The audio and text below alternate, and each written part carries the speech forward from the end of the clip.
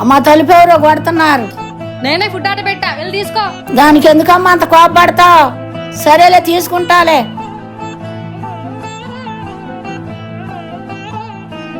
Madam order. ఇటీ అయ్యా. Madam ఏంటి?